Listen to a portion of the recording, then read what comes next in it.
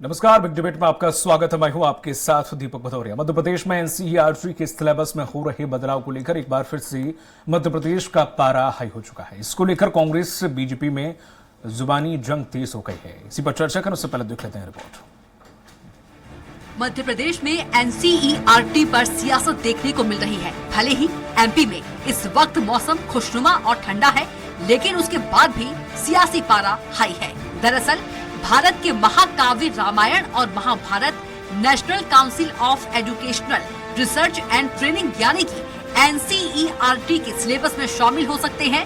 इन्हें स्कूल के इतिहास के सिलेबस में भारत के क्लासिकल पीरियड की कैटेगरी में रखा जा सकता है। एनसीईआरटी के ही high level panel social science committee ने इसकी सिफारिश की है। हालांकि अभी यह तय नहीं है कि रामायण महाभारत किस क्लास के किस चैप्टर में पढ़ाई जाएंगी। बताया जा रहा है कि पैनल ने ये प्रस्ताव भी रखा कि स्कूल की हर क्लास में दीवार पर संविधान की प्रस्तावना लिखी जाए। ये क्षेत्रीय भाषा में होनी चाहिए। दरअसल एनसीईआरटी की सोशल साइंस कमेटी स्कूलों में इस विषय के पाठ्यक्रम को फिर से तय करने के लिए बनाई गई है। कमेटी ये भी प्रस्ताव है कि इंडियन नॉलेज सिस्टम तैयार किया जाए। किताबों में वेद और आयुर्वेद को भी शामिल किया जाए। और निश्चित तौर पे पूरे देश में नरेंद्र मोदी जी, अमित शाह से भी हम लोग का कांग्रेसियों का निवेदन है कि उस जगह पे जो इंग्लिश का कोर्स है, अंग्रेजी के माध्यम का, उसको बंद कर देना चाहिए और संस्कृत का कोर्स लागू करना चाहिए। कि भारत में सभ्यता के अनुसार संस्कृत के अलावा हिंदी बोलना पाप समझा जाता था। तो भारत में हमें शिक्षा की और एजुकेशन की जरूरत नहीं है, ना वैज्ञानिक की जरूरत है। हमें महाभारत में क्या हुआ, कैसे द्रौपदी का चीरहरण हुआ और कैसे भाई भाई लड़े हैं, उसकी जानकारी हर बच्चों में होनी चाहिए। और महाभारत रामायण में भी ये बात की जानकारी होनी चाहिए कि किस प्रकार से रावण को राम जी की जरूरत पड़ी थी और रामेश्वरम में रावण जो पूजा करने आए थे और उस पूजा में कैसे राम जी की मदद करी थी और सीता मैया को लेके आए थे। भले ही अभी कमेटी बनी है, लेकिन प्रस्ताव के बाद से ही सियासी पारा हाई हो चुका है। मध्य प्रदेश में बीजेपी और कांग्रेस में इस पूरे मामले को लेकर वार पलटवार शुरू हो चुका है। बीजेपी जहां कांग्रेस के चरित्र पर सवाल खड़े कर रही है, तो वहीं कांग्रेस ने भी बीजेपी की मंशा पर उंगली उठा दी है। कांग्रेस में जो चीरहरण की मानसिकता है, कांग्रेस में जो लूट खसोट की छल कपट की मानसिकता है, उनको वही मानसिकता नजर आएगी। हमको मर्यादा पुरुषोत्तम प्रभु श्री राम का त्याग नजर आएगा, योगेश्वर श्री कृष्ण की गीता के उपदेश नजर आएंगे, पांडवों की जो बलिदान है वो नजर आएगा, कौरवों की दुष्टता नजर आएगी, कांग्रेस को छल कपट नजर आएगा। बहरहाल मध्य प्रदेश में 3 दिसंबर को नतीजे आने हैं। नेताओं की रातों की नींद और दिन का चैन गायब है। लेकिन एनसीईआरटी के सिलेबस में रामायण और महाभारत के प्रस्ताव के बाद से सियासी महाभारत शुरू हो चुकी है। ऐसे में देखने वाली बात ये होगी कि ये महाभारत आखिर किस रूप में खत्म होगी। सलमान खान, स्वराज एक्सप्रेस। और इसी मुद्दे पर चर्चा करने के लिए खास मेहमान हमारे साथ हैं। कांग्रेस प्रवक्ता हैं अमित शर्मा, बीजेपी प्रवक्ता हैं गुंजन चौकसी और वरिष्ठ पत्रकार हैं हमारे साथ आशीष दुबे जी। सबसे पहले कांग्रेस प्रवक्ता मैं आपके पास आऊंगा कि आखिर जो सिलेबस है उसमें सिलेबस में जो अगर वेद या फिर पुराण या फिर आयुर्वेद के कुछ पाठ जुड़ते हैं तो इसमें हर्ज और दिक्कत कहां पे आ रही है? देखिए, जिस तरीके से प्रस्ताव आया और मध्य प्रदेश के पाठ्यक्रम में जो सारे प्रस्तावों को जोड़ने का काम किया, इसमें कांग्रेस को कहीं कोई आपत्ति नहीं है। और हम अगर जैसे कभी भारतीय जनता पार्टी कहती है कि कांग्रेस ने 70 सालों में क्या किया, तो 70 सालों में तो हमेशा संस्कृत पर जोर दिया। सतयुग में और आज कलयुग तक जिस तरीके से हालात एक सारी चीजों के हैं, भाई नाट्यक्रम को रूपांतरण करने के माध्यम से जिस तरीके से दृश्य दिखाए जाते हैं और कहीं ना कहीं रामायण में उनके कैरेक्टर को लेकर जिस तरीके से कभी राम के साथ, कभी हनुमान जी के साथ, कभी माँ सीता के साथ, कभी देवी जी के साथ, जिस तरीके से कैरेक्टरों का खिलवाड़ लगातार होता जा रहा है, कांग्रेस इसके भी हमेशा विरोध में रही है। और मैं कहना चाहता हूं कि संस्कृत के पाठ में, चाहे मैं स्वयं पढ़ा हूं, हम सब ने संस्कृत पढ़ी है और संस्कृत में रामायण का भी है और हिंदी की जो किताब हुआ करती थी उस किताब में हमने भी हमेशा ये पढ़ा है कि रामायण के क्या आधार हुआ करते थे, महाभारत किन तत्वों पर हुआ, किन आधार पर हुआ, भगवान कृष्ण की क्या लीला थी और किस तरीके से समाज में संदेश देने का काम इन सारे हमारे धार्मिक ग्रंथों ने किया है, चाहे वो तुलसीदास जी हो और चाहे सतयुग में रावण का पात्र हो या राम जी का पात्र हो, किस तरीके से किस आधार पर एक सामाजिक संदेश देने का काम हुआ था, उसका कांग्रेस ने हमेशा समर्थन किया। कांग्रेस को इसमें कोई आपत्ति नहीं है, लेकिन जिस तरीके से आज ये भी देश को बताना पड़ेगा कि जिस भारतीय जनता पार्टी इसको सियासत की ओर ले जा रही है इस मुद्दे को, मैं समझता हूं कि जब रामायण को जलाकर गाली देने का काम, जलाने का काम रामायण को एक व्यक्ति ने किया था जो गोंडवाना पार्टी से भारतीय जनता पार्टी में आया और उसकी बेटी को भारतीय जनता पार्टी ने टिकट दी, तो इस दृश्य को भी कम से कम राजनीतिक रूप से अगर देखा जाए तो इस आधार को भी बताया जाना चाहिए कि भारतीय जनता पार्टी ने उस व्यक्ति को टिकट दिया जिसने रामायण को, जिसके पिता ने जलाने का काम किया। यह भी मध्य प्रदेश की हिस्ट्री में दर्ज हो गया और इसको भी इन ग्रंथ के पन्नों पर इस बच्चों को ध्यान देना चाहिए, बताना चाहिए। ये भी सारी चीजें प्रस्ताव में होनी चाहिए। ठीक है, बीजेपी प्रवक्ता भी जुड़ गए हमारे साथ, गुंजन चौकसे जी, आपका स्वराज एक्सप्रेस में बहुत बहुत स्वागत है। गुंजन जी, जिस तरीके से देखा जाए लगातार ये आरोप लगाते रहे हैं कि वैसी विचारधारा है नहीं, फिर भी आप हिंदुत्व का चोला ओढ़कर और जिस तरह से वेद व्यास की बात करते हैं, आप महाभारत की बात करते हैं, रामायण की बात करते हैं, हमारे पुराणों की बात करते हैं, और उनका चरित्र कहीं ना कहीं बीजेपी के अंदर है नहीं, फिर भी दिखावा करते हैं सिर्फ वोट गेन करने के लिए, जनता को अपनी तरफ खींचने के लिए। देखिए, ये तो शायद जनता भी सुन के हैरान होगी इस बात, क्योंकि ये भारतीय जनता पार्टी की संस्कृति में सनातन बसा हुआ है। भारतीय जनता पार्टी के हर एक कार्यकर्ता के रोम रोम में राम बसे हुए हैं, और यही वजह है कि आज जब राम मंदिर बन रहा है, राम की प्रतिष्ठा हो रही है, तो इसमें भारतीय जनता पार्टी का 1992 से योगदान रहा है। भारतीय जनता पार्टी ने संघर्ष किया है और तभी आज राम की प्राण प्रतिष्ठा वहां हो रही है। ये कांग्रेसी थे जिन्होंने राम का अस्तित्व ही नकार दिया था, सुप्रीम कोर्ट में एक एफिडेविट दिया था और कहा था कि राम का कोई अस्तित्व नहीं है, ये काल्पनिक है राम नाम। तो ये कांग्रेसी कैसे बात कर सकते हैं धर्म और आस्था पे? तो ये बहुत हास्यास्पद बात है कि एक प्रतिष्ठित टीवी चैनल पे इस तरीके की बात अगर कह रहे हैं। भारतीय जनता पार्टी ने हमेशा से सनातन को अपनी आस्था का विषय माना है, राजनीति का विषय नहीं माना है। ये कांग्रेस है जिसने धर्म को, हिंदुत्व को वोट बैंक के नाम पे हमेशा अदला बदली की है। जब चुनाव आने लगता है तब ये धर्मगुरुओं के पास जाते हैं। ऐसे कभी आपने किसी धर्मगुरु की कथा कराते आप इस चीज का समर्थन करती हैं कि सिलेबस में ये होना चाहिए? इसमें सिलेबस में बिल्कुल होना चाहिए, क्योंकि ये हमारा देश है, सनातन हमारी संस्कृति का हिस्सा है। और मैं उसका उदाहरण के तौर पे ये देश मुसलमानों का है, ईसाइयों का भी है, तो कुरान की आयतों का भी उसमें जिक्र और हिंदी ट्रांसलेशन या फिर उनके सिलेबस भी आने चाहिए। तो बाइबल की कुछ किताब का भी कुछ उसमें जिक्र आना चाहिए, उनकी हिस्ट्री का भी जिक्र आना चाहिए। इस चीज का समर्थन आखिर आप क्यों नहीं करते? देश तो उनका भी है। आपकी आवाज क्लियर नहीं है जी। जी, मेरा कहने का मतलब है जितना देश ये हिंदुओं का है उतना ही मुसलमानों का और ईसाइयों का भी है। तो बाइबल का भी जिक्र, उनके भी इतिहास, उनके भी ग्रंथ होने चाहिए, कुरान का भी जिक्र होना चाहिए, फिर सिलेबस में तो सब कुछ होना चाहिए ना।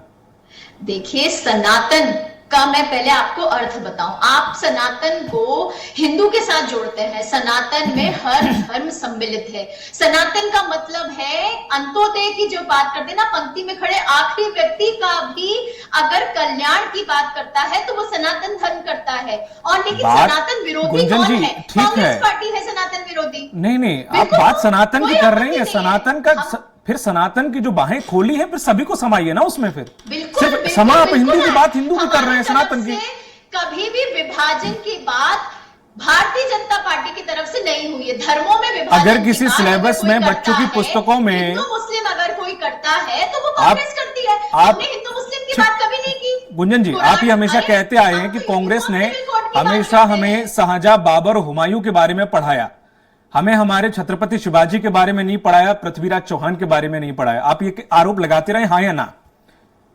आप भी वही कर रहे हैं फिर, आप भी वही कर रहे हैं फिर। अगर आप सिर्फ महाभारत वेदों का जिक्र करेंगे तो कल को ये भी कहेंगे ना, ये वही चीज। धर्मों की बात करें, एक यूनिफॉर्म बात करते हैं, हम तो कह रहे हैं यूनिफॉर्म सिविल कोड की जिस तरह हम बात करते हैं, लेकिन इसका विरोध कौन करता है? मैं आपसे ये पूछना चाहूंगी। हमने कभी रोक नहीं लगाई, ये आए इनके बारे में तो पढ़ते जा रहे हैं ना, लेकिन रोक विरोध किसका है? रामायण महाभारत का विरोध है, बाकी चीजों का तो विरोध ही नहीं है ना। इन्होंने तो जनता को वैसे धर्मों के नाम पे बांट रखा है, अब बचा नहीं है कुछ बांटने के लिए। हमारे लिए सारे धर्म सर्वोपरि है, क्योंकि सनातन में हर धर्म शामिल है। ठीक है सर, आशीष सर, जिस तरह से देखा जाए बात तो वो सनातन की कर रही हैं और ये भी बोल रही हैं कि सारे धर्म शामिल है, लेकिन वकालत सिर्फ महाभारत और उनकी ही कर रही है कि सिर्फ उन्हीं का जिक्र आना चाहिए, बल्कि बीजेपी को ये इनिशिएट लेना चाहिए कि नहीं भाई, महाभारत के भी ऐड करो, कुरान का भी ऐड करो, बाइबल का भी ऐड करो, और जो बाकी पारसी वारसियों को उनका भी ऐड करो, क्योंकि जब संसद भवन बनती है तो सभी पुजारियों को वहां पहुंचाया जाता है, सबके सब धर्मगुरु बैठते हैं, तो फिर सिलेबस में भी वही बच्चों को वो भी सब सारी शिक्षा दीजिए ना। फिर आप देखिए, ये तो एक ऐसा सब्जेक्ट है जिस पर बहुत व्यापक रूप से बहस कराई जानी चाहिए। बिल्कुल, खास तौर पर रामायण या महाभारत के अंश भी यदि शामिल कर रहे हैं तो कोई दिक्कत नहीं है, होना चाहिए, वो हमारी संस्कृति का हिस्सा है, निश्चित रूप से। लेकिन अगर कोई भी कदम उठाया जाता है और उससे, चूंकि हमारा जो मूल भावना है देश की, जो मूल पिंड है हमारे देश का, यदि उसमें किसी और की भी कोई मांग उठती है या कोई भावना जुड़ती है तो उस पर भी विचार कर लेना चाहिए। तो इसलिए जब इस तरह के निर्णय हों तो इसको किसी फोरम पर रखकर उस पर चर्चा कराई जानी चाहिए। अभी कुछ एक कमेटी होती है और कमेटी उस तरह के निर्णय करती है, सरकार से उसके संवाद होते हैं।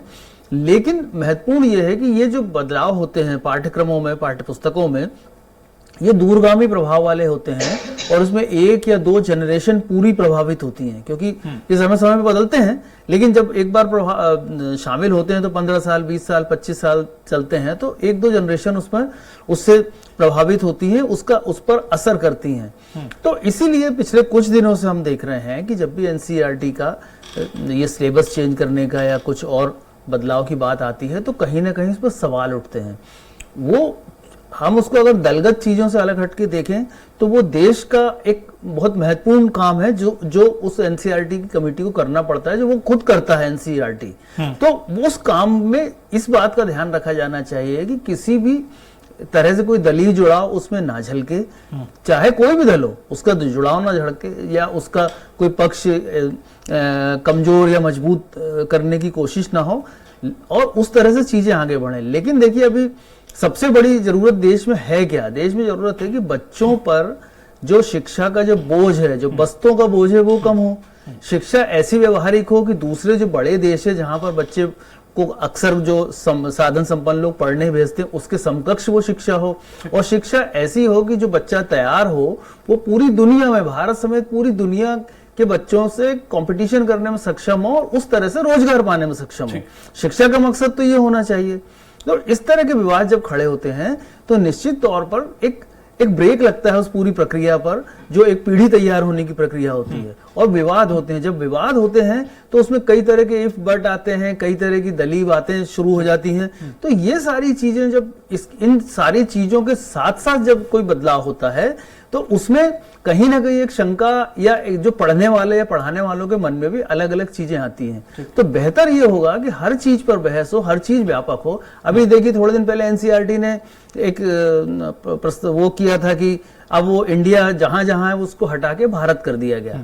तो ठीक है, वो चीजें हुई, इस तरह से बदलाव हुए, जो भी करना है। संस्कृति और अपने जुड़ाव से अलग शिक्षा नहीं हो सकती, लेकिन सब समाहित हो और संवाद के साथ हो, विवाद रहित हो, ये जरूरी है। ठीक है अमित जी, जिस तरह से अभी आपके एक नेता बाइट दे रहे थे और प्रवक्ता थे वो भी आप ही के, और वो कह रहे थे कि अब वेद और महाभारत पुराण पढ़ा के अंग्रेजी और साइंस पढ़ाना बंद कर दो, ये पढ़ाना शुरू कर दो, इससे आगे जाएंगे, तो ये क्या अनभिज्ञता है कांग्रेस के? इत्तेफाक रखते हैं आप इनके इस बयान से? देखिए, इनके बयान से पहले एक तरफ हमारे चिकित्सा शिक्षा मंत्री जो अभी विश्वास सारंग जी हैं, उन्होंने कहा कि हिंदी पर, और फिर एक बार कैलाश विजयवर्गीय जी के भी बयान पर हम चले जाए। कैलाश विजयवर्गीय जी ने बयान दिया तो हिंदी है, हिंदी नहीं पढ़ेगा तो क्या होगा, अंग्रेजी पढ़ना मेरे ख्याल से बंद कर देना चाहिए। तो ये शायद उसी कड़ी में एक बयान होगा। मैं उन पर नहीं जाना चाहता। मैं दीपक जी इस बात को कहना चाहता हूं, मेरी बहन भारतीय जनता पार्टी की बैठी है, बार बार एक देखिए एक रटा हुआ डायलॉग जो है भारतीय जनता पार्टी के लोग कहते हैं कि कांग्रेस विरोध कर रही है। भाई, कांग्रेस ने न कभी हिंदुस्तान में इनके 9 वर्षों के शासन में केंद्र की सरकार ने या राज्य की सरकारों ने देश में। कभी किसी भी अकबर का नाम, हुमायूं का नाम, इसका नाम, हमने एक भी बयान बता दीजिए कि हमने इसका कभी विरोध करा ना। कांग्रेस, इन्होंने हजारों नाम बदल दिए, करीब उस पर आज हम उत्तर प्रदेश पे ही देख लें तो 214 करोड़ रुपए सिर्फ नाम बदलने पर ही खर्च कर दिए गए।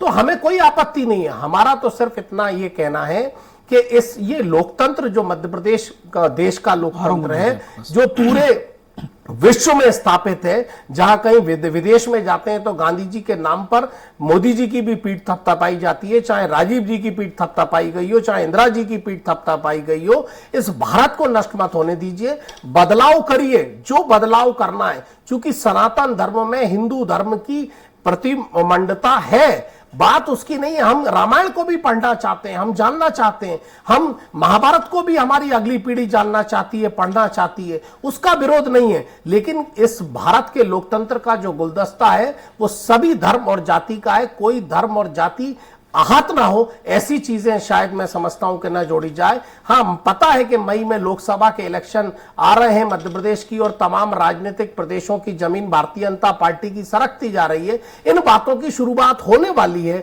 और जो अब हो गई है हमें उस पर भी कोई आपत्ति नहीं है। हम ये कहना चाहते हैं कि वो अध्याय जोड़ें जो शायद सतयुग से कलयुग तक सच का हो। वो सच देश जानना भी चाहता है, पढ़ना भी चाहता है। नहीं, वो ठीक है, आपने जिस तरह से अपनी बात रखी, लेकिन जिस तरह से कांग्रेस के वो जिन्होंने ये स्टेटमेंट दिया, उन्होंने एक बात नहीं, उन्होंने कई बातें कही। भाई भाई से लड़ा रहा है, इसका मतलब उनका क्या था? और रही बात जिन शास्त्रों वेदों की बात कही जाती है, तो आज भी नासा का हर एक साइंटिस्ट बनने से पहले वही शास्त्र, वही महाभारत उठा के पहले पढ़ता है। हमारे शास्त्र में पंचांग में जो तिथि अभी वो जानना सीखे हैं, वो हम कितने सालों से, कितने हजारों सालों तक का आज भी निकाल के बता सकते हैं उस तिथि को, उस दिन क्या दिन पड़ रहा था। और ये भी आप जानते हैं कि जो अभी वो उन्होंने सूर्य और पृथ्वी की दूरी निकाली है, जोग सहस्त्र योजन भानु निल्लित मद्रपुल जानू, ये अपने हनुमान चालीसा की 2 पंक्तियां हैं, उनमें ये पहले से ही मेंशन करके रखा हुआ है कितनी दूरी थी, जो आप बता पाए। तो ये कोई बात थोड़ी ना हुई कि ये वेद व्यास पढ़ के या फिर महाभारत या रामचरितमानस पढ़ के हम साइंस बनेंगे, हम ये बनेंगे वो बनेंगे। ये स्टेटमेंट उनका क्या था? देखिए, ये दीपक जी मैंने अभी बताया ना, कैलाश विजयवर्गीय जी के क्या स्टेटमेंट थे, उमा भारती जी के बीच में क्या स्टेटमेंट थे। इस देश में मंदिरों को भी खंडित किया गया, मस्जिदों को भी खंडित किया गया। तमाम इन स्टेटों पे जाएंगे तो मैं समझता हूं कि शायद हम सार्थकता से भटक जाएंगे। वो क्या कह रहे हैं? अगर उन्होंने कहा कि भाई भाई को लड़ा रहा है, तो मैं समझता हूं कि अगर चूंकि उनके पास एक चीजें हैं, हमें इसी देश के अंदर हिंदू और मुसलमान पर लड़ाई हुई है, सिख और ईसाइयों पर लड़ाई हुई है, इसी देश पर धर्म और जाति पर बांटा गया है, इसी देश पर कई बच्चों के बलिदान उन माओं ने खोए हैं इन्हीं हिंदू और मुसलमान पर। मैं समझता हूं कि कहीं ना कहीं मध्य प्रदेश नहीं, देश का प्रत्येक नागरिक आहत हुआ है। अमित जी, दुख इसी बात का है कि हमारे सिलेबस में सिर्फ गिने चुने वंशों का ही पढ़ाया गया। वही इसका जो समिति हाई लेवल, उसने यही कहा है कि हर एक वंश का नाम और जिक्र होना चाहिए इतिहास जिसने इस भारत पर शासन किया है। पर दुख इस बात का है कि इसमें कुछ चुनिंदा ही डाले गए अब तक, और हमने भी वही पढ़े। शायद अभी आपको भी नहीं पता कि पृथ्वीराज चौहान के पिताजी का नाम क्या था। देखिए दीपक जी, मैं ये जानना चाहता हूं कि आज मैंने कहा ना, हम स्वयं हम लोगों ने हिंदी में रामायण, महाभारत, कृष्ण की लीला, कृष्ण का पाठ, अर्जुन का, कौरवों का, तमाम चीजों को, सीता जी का प्रतिरूप, हमने इन चीजों को पढ़ा है। और संस्कृत में आज जो शायद आपकी बात ही आगे बढ़ाऊंगा कि संस्कृत में जिन रामायण में, महाभारत में जिन पंक्तियों को लिखा गया है, वो आज वैज्ञानिक चरितार्थ कर रहे हैं। तो आप सोचिए कि योग कब से था।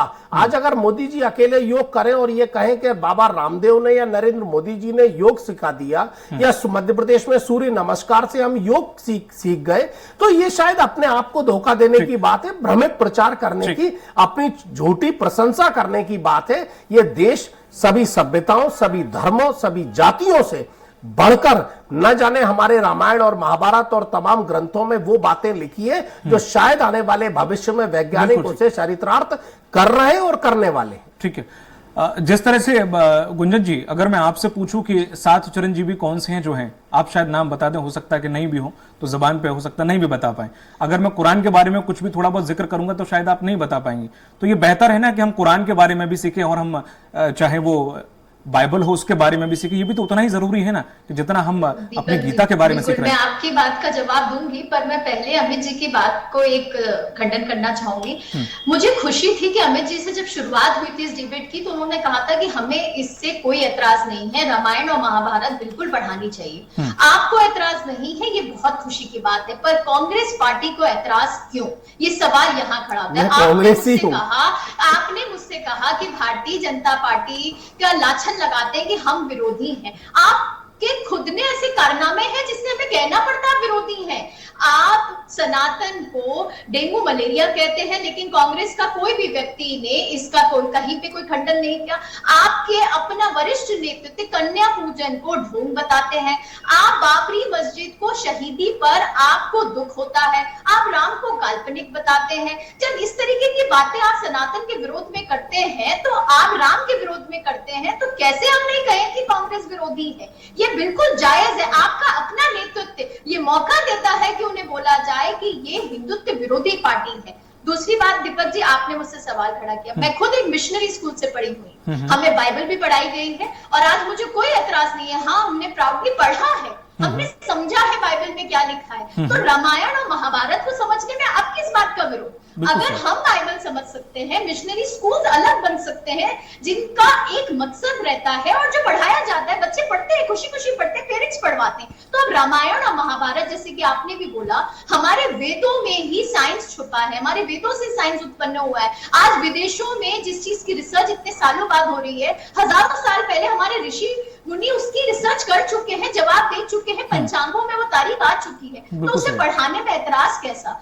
ये तो स्वागत योग्य डिसीजन होना चाहिए। जब मिशनरी स्कूल्स में बाइबल पढ़ाई जा सकती है तो क्यों ना रामायण महाभारत को एनसीईआरटी का अगर पार्ट बनाया जाता है तो इसमें कहीं विरोध की कोई बात नहीं है। और मुझे लगता है ये मुद्दा राजनीति से ऊपर उठकर हमें देखना चाहिए। ये मुद्दा वैसा है जहां सब दलों को एक साथ होकर अपने आने वाली पीढ़ी के भविष्य को सुधारने के लिए एकजुटता से इस पर निर्णय लेना चाहिए, ताकि आने वाली पीढ़ी समझ सके कि उसका देश क्या है। और उसका एग्जाम्पल बताऊंगी, आज G20 समिट पे हमने देखा पूरी दुनिया ने सनातनी धर्म को अपनाया, माना। आपने देखा ऋषि सुनक जी ने जिस तरह जाके मंदिरों में धोख दी। आज हम सबने देखा कि कैसा सनातन का डंका पूरी दुनिया में बजा है। तो इसका श्रेय भारतीय जनता पार्टी को जाता है। मेरा एक ही विनती है कि कांग्रेस विरोध ना करे, राजनीति से ऊपर उठकर अपने आने वाली पीढ़ी के लिए इस चीज को एक सिलेबस में जोड़े, ताकि घर घर तक जाए कि सनातन की ताकत क्या है।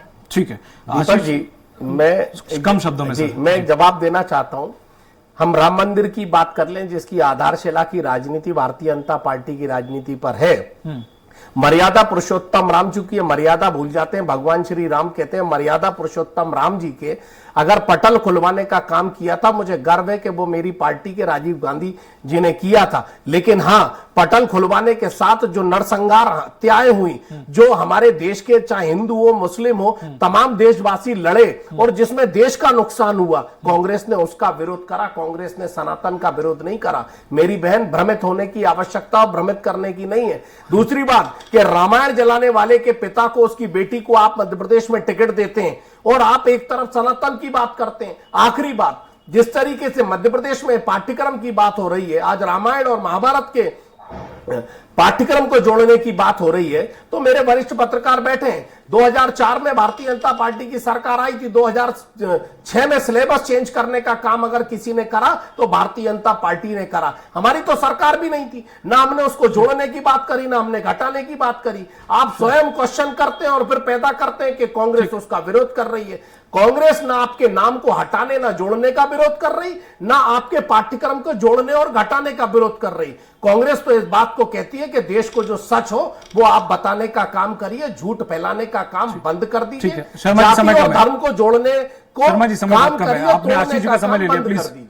लेकिन उस समय जो राम मंदिर के जो खुलवाए थे पट, उसके पीछे भी बड़ा लॉजिक था। एक किताब है, उनके ही सचिव जब रहे थे उन्होंने वो लिखी थी, उसमें उस चीज का बहुत जिक्र है कि वो क्यों खुलवाए गए थे और जल्दबाजी में क्यों खुलवाए गए थे वो। दीपक जी, लेकिन वो खुलवाए जरूर करते, अगर उसमें तथ्य है तो मेरे ख्याल से सुप्रीम कोर्ट के निर्णय में भी तथ्य है। अगर 92 के बाद भारतीय जनता पार्टी सिर्फ बोल वचन करती रही, लेकिन सुप्रीम कोर्ट का जो निर्णय था उसका आशीष जी का समय, प्लीज प्लीज प्लीज, और उसका श्रेय लेने का काम भारतीय जनता ठीक, पार्टी अभी मैं आप दोनों से कोई सवाल नहीं, आशीष जी जो चीज अब हो रही है आपको लगता है इसमें देरी हुई, ये बहुत पहले हो जानी चाहिए थी? आशीष सर जी मैंने तो कहा नहीं, मुझे लगा सवाल आप इनसे कर रहे हैं। जी जी सर, देखिए जो चीज हुई, अगर आप इस राम मंदिर के बारे में कहते हैं तो जो अगर उस वक्त ताले खोले गए तो ये बात सही है कि खोले गए। हाँ। उसके पहले जो शाहबानो प्रकरण हुआ था जिसकी भरपाई के लिए या जिसको बैलेंस करने के लिए हुआ था वो भी हुआ था, वो भी सच है। लेकिन अंतिम सत्य ये है कि ये पहल भी की गई थी। दूसरी बात, अगर हम फिर वापस इस पर आए, जो वर्तमान का अभी का जो मुद्दा है उस पर अगर हम वापस इस किताबों पर आते हैं तो मैं फिर वही बात दूसरे भी ये बात कहूंगा कि जो एक बात जो है कि मैंने कहा था व्यवहारिक शिक्षा हो। देखिए इतिहास हमारे अंदर होना चाहिए, हमें इतिहास की समझ होनी चाहिए, इतिहास से ही हमारा वर्तमान मजबूत होता है। लेकिन भविष्य कैसे मजबूत होगा? भविष्य में संस्कृत की किताबें ये हमारे संस्कृति का हिस्सा जरूर है, लेकिन संस्कृत की किताबें या बहुत ज्यादा इतिहास का डोज या बहुत ज्यादा पुरानी चीजों का ये भविष्य के लिए काम नहीं आएंगी। भविष्य हमारे अवचेतन में वो चीजें रहें, लेकिन भविष्य में जो व्यवहारिक शिक्षा की जरूरत है उस पर ज्यादा फोकस होना चाहिए।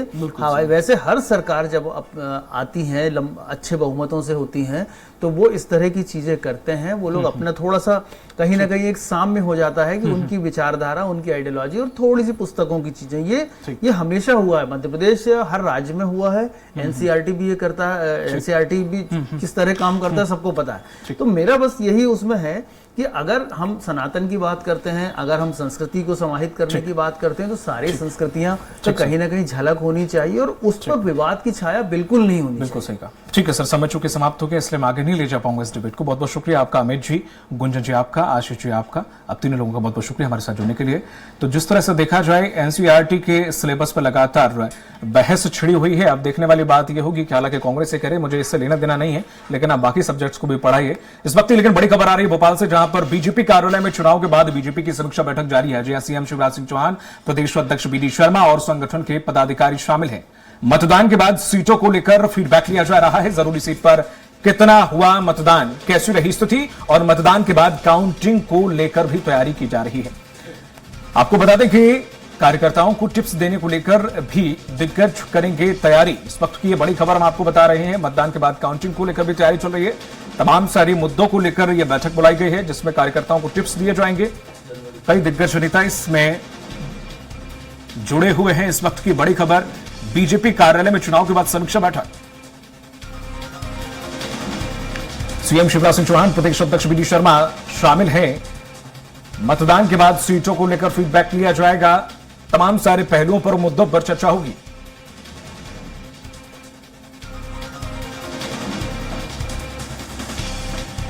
कार्यकर्ताओं को टिप्स देने को लेकर भी यहां पर विचार विमर्श होगा। कुछ मंत्र भी कार्यकर्ताओं को दिए जाएंगे। राजनीतिक परिदृश्य को भांपा जाएगा कार्यकर्ताओं से बात करके। आप तस्वीर में देख सकते हैं नरेंद्र सिंह तोमर भी पहुंचे हैं।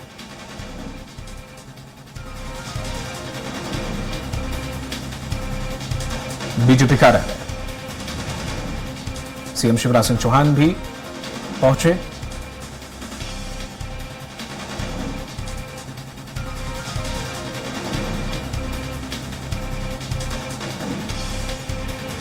अधिक जानकारी से जुड़ गए हैं सहयोगी संजय डोंगर देवे। संजय जी, यहां पर जो बीजेपी बैठक में जो हो रही है कार्यालय में बैठक, उसमें कार्यकर्ता और कई दिग्गज नेता पहुंचे हुए हैं। क्या कुछ मंथन और किन विषयों पर विचार विमर्श? सभी जानते हैं प्रदेशवासियों को जो इंतजार है 3 तारीख का, उसी को लेकर ये साफ कहा जा सकता है कि बैठक में मंथन वही चल रहा है। और जिस प्रकार से सूत्र बता रहे हैं या हम ये कह सकते हैं वरिष्ठ नेताओं से जो चर्चा की जा रही है उसमें यह भी निकाला जा रहा है कि इस बार जो जब मतगणना होगी तो उन्हीं कार्यकर्ताओं को बिठाला जाए जो कई सालों से मतगणना में बैठते रहे हैं। तो उसकी भी लिस्टिंग का एक काम यहाँ पे सबसे महत्वपूर्ण माना जा रहा है। अगर देखा जाए तो आज अगर जो चर्चाएं हो रही है और इसी प्रकार से अगर कहीं पे भी कोई घटना जो हुई है उसको लेकर भी इस बैठक में चर्चाएं की जा रही है। कहाँ पे मतलब ये कहा जा सकता है कि पूरी बैठक में चुनाव के बाद और चुनाव के बीच में जो भी काम हुए हैं या कुछ कार्यकर्ताओं ने जो गलतियां की है या जो कार्यकर्ताओं के विरोध भी किया है उसको लेकर भी चर्चा है। पर अगर आज की मुख्य मुद्दा बैठक मानी जाए या मुख्य तरीके से मुद्दा माना जाए तो जो मतगणना है, मतगणना में किस प्रकार से काम किया जाए और किन कार्यकर्ताओं को वहां पे रखा जाए, इससे सबसे ज्यादा गहन चर्चा चल रही है। जी, जानकारी के लिए शुक्रिया आपका संजय। तो ये थे हमारे सहयोगी संजय जिन्होंने जानकारी दी है कि तमाम मुद्दों को जो कि 3 तारीख को परिणाम आने वाले हैं उन तमाम विषयों को लेकर आज इस बैठक में चर्चा होगी। हमारी इस परिचर्चा में फिलहाल इतना ही। नमस्कार।